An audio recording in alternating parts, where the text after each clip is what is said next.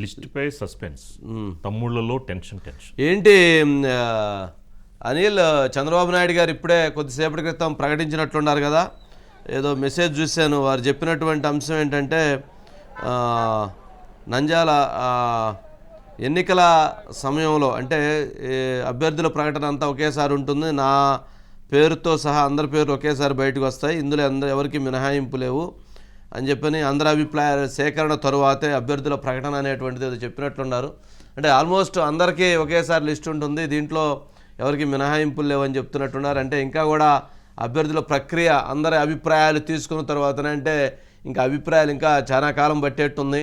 మరి ఇంకా అది ఎంతకాలం పడుతుంది ఏంటి, ఎదురుచూపులతో జనమంతా కళ్ళల్లో ఒత్తులేసుకొని ఎదురు చూస్తూ ఉన్నారు, ఎప్పుడెప్పుడా అని. 14వ తారీఖు వాలంటైన్స్ డే, లవర్స్ డే అనుకున్నారు, అది పోయింది. మళ్ళీ 20 అంటున్నారు, మళ్ళీ 24 అంటున్నారు, 28 అంటున్నారు. ఎప్పుడు అసలు నోటిఫికేషన్కి ముందు వస్తుందా, నోటిఫికేషన్ తర్వాత వస్తుందా లిస్టు? సార్ ఖచ్చితంగా మరొక వారం రోజులు సమయం పట్టే అవకాశం కనిపిస్తా ఉంది. అంటే ఖచ్చితంగా చంద్రబాబు అమరావతిలో ఉన్నారు, పార్టీకి అనిల్ ఖచ్చితంగా వారం రోజులు పట్టేటువంటి అవకాశం ఉందంటే ఖచ్చితంగా నువ్వు అన్నట్టు వారం రోజులు వచ్చిద్దా, ఖచ్చితంగా వారం రోజుల తర్వాత అయిద్దా?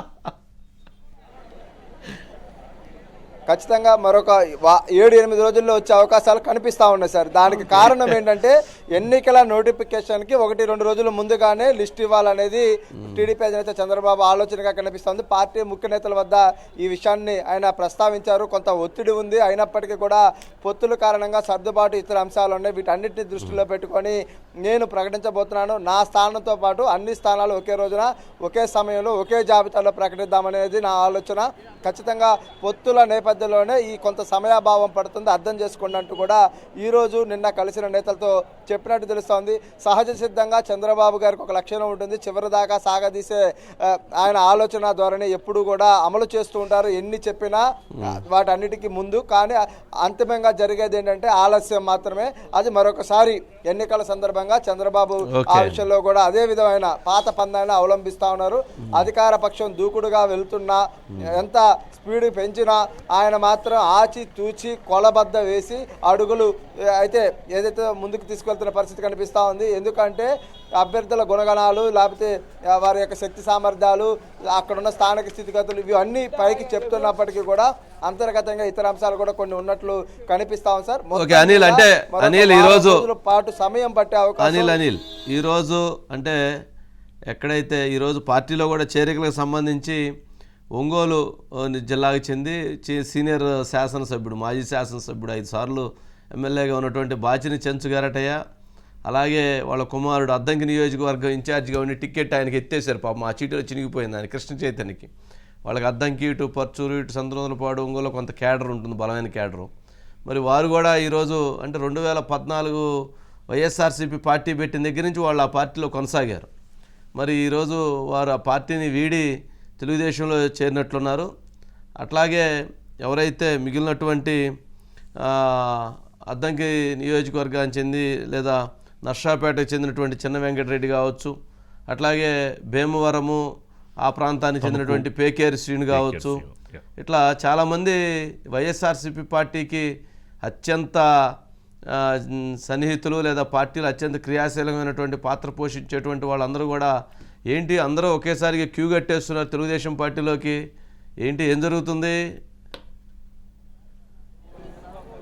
గాలి మారింది సార్, రాజకీయ వాతావరణంలో మార్పులు కనిపిస్తాయి. కానీ ఫ్యాన్ గాలి ఎప్పుడు ఒకటేలా ఉంటుంది కదా, గాలి ఎలా మారింది? తెలుగుదేశం జనసేన